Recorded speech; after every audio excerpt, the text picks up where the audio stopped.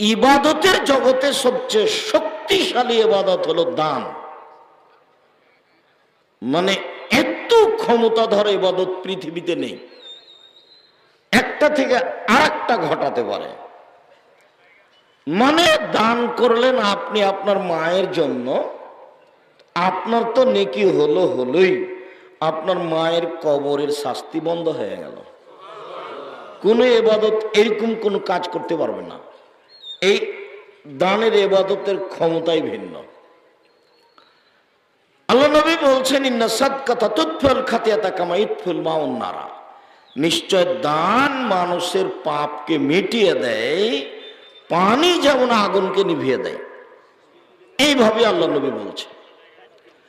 রাসূল সাল্লাল্লাহু আলাইহি ওয়াসাল্লাম বলছেন, ইন্না সাদকাতা সিররে তুতফিউ গাযাবার রাব্বে। নিশ্চয় গোপন